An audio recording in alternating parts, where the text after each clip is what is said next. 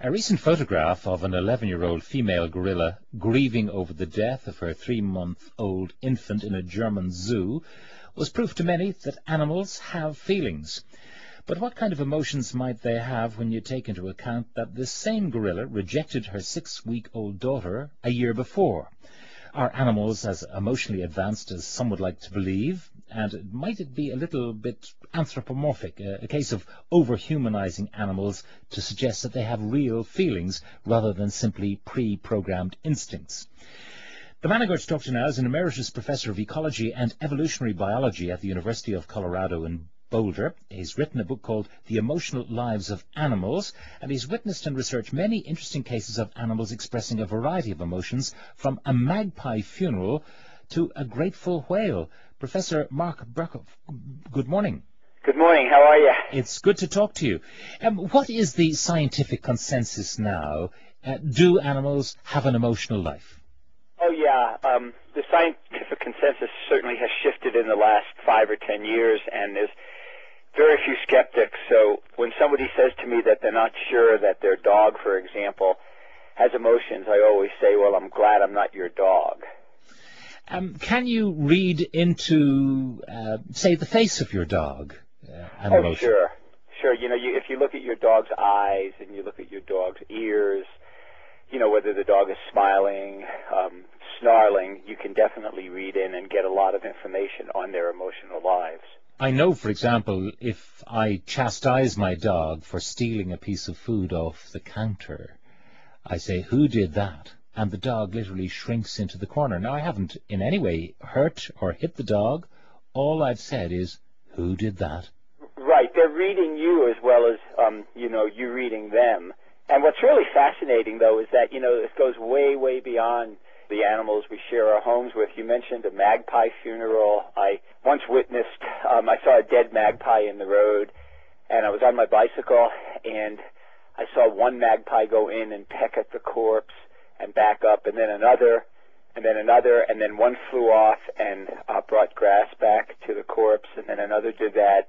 And then they all sat around silently, and then they all flew off. And right after I published that, I had emails from all over the world of people seeing similar things. And, the same with that a gracious whale, a whale was entangled in a net, and 5 divers off the coast of California went out and untangled her. And then she systematically went around, and in front of each of the men, she stopped and she nodded her head and she winked at them. So there's something really going on there. All right, so the question is, was that a thank you? I think it was a sort of thank you, a whale thank you. Sure, I mean, she was trapped, she couldn't get away, and, when you think about it, from the science of it, there's really no reason why animals, like most humans, we hope, wouldn't show gratitude. Yeah, I mean, and the way that the magpies did the service and the way that the whale thanked the people who rescued her, it was just a very, very conscious and intentional act.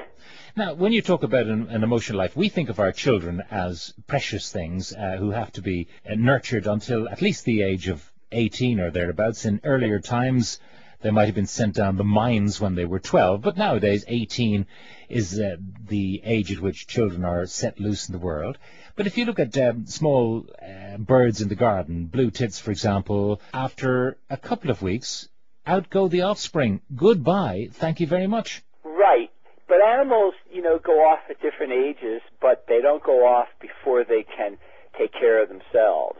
They develop differently. I mean, that's a great statement you're making. The parents won't send off the young when they're ill-prepared to deal with life.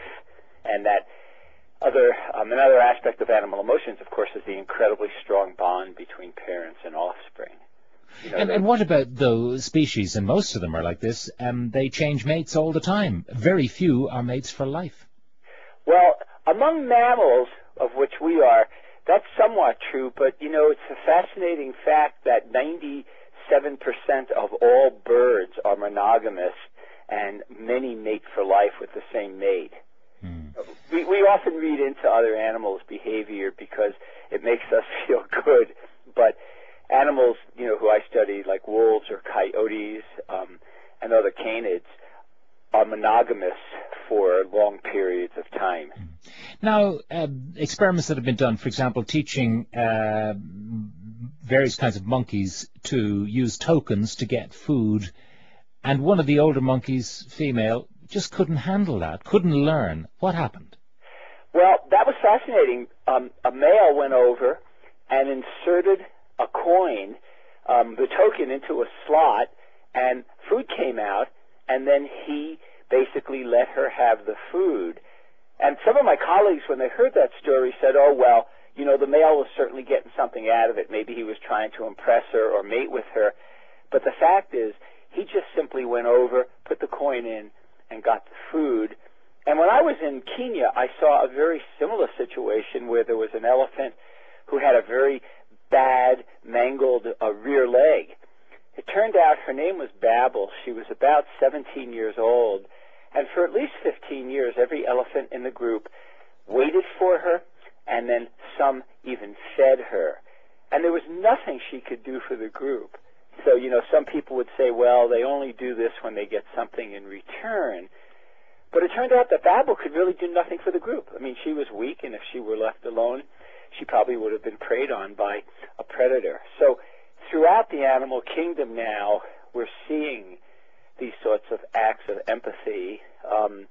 I just finished a book called Wild Justice, The Moral Lives of Animals, and we show very conclusively that a lot of animals know right from wrong, and they take care of one another as we do. Now, you say there is good science to back this up. The location in the brain where the emotional life in humans lives, it's the same for some mammals that have been studied.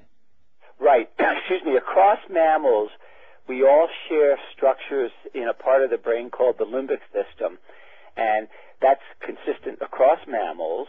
And we all have a structure in the brain called the amygdala, for example. And so, you know, we're not really having to dig very deeply to find those similarities. Charles Darwin, you know, called it continuity. And the bottom line of continuity is if we have it, they have it. So, you know, if we have emotions, they have emotions. And especially among mammals, because we share parts of the brain, it's just not a wild goose chase, you know, to say, well, they have emotions. Yeah. So there's a good biology. We are animals. We are human animals, but we're animals who have evolved a little more than others. So why wouldn't those higher mammals also share an intelligence and an emotional life? Exactly. I actually argue in my books that it's bad biology to rob animals of their emotions. I mean, it's just inconsistent with what we know in biology to even question whether mammals, for example, have emotions. And like, you know, I said at the beginning, the tide's really changing. It's very, very difficult to find a skeptic these days. Yeah. However, there is one problem that this throws up. If animals have an emotional life, if they can grieve for other members of the herd, if they can feel fear, the whole question of raising animals for food and killing them is more difficult, more problematic. Absolutely. I mean, I love doing the biology. I love learning about animal emotions. But what we're learning now about animal emotions and animal sentience really means we have to change our ways that we handle animals, especially for food, because factory farmed animals are, I mean, I hate to say it, but they are tortured routinely, and we just need to change our ways to much more humane and ethical practices. I mean, we can't be too sentimental because animals, after all, kill animals, many of them for their own food. Well, that's true, but we can't hold them accountable. I mean, it's the only way that they can eat. Because, you know, if we start holding animals accountable for the way they kill food, like, you know, a wolf killing a deer for food, I mean, that's the way they make their living. But if we hold them accountable, then we're saying they have a sense of morality in terms of causing harm. And if they have a sense of morality in causing harm and they know this, then they're even more complex emotionally than we give them credit for. So we need to be very, very careful about, making that claim. All right. Marc Bekoff, thank you very much for joining us. It's fascinating stuff, but it brings our program to an end.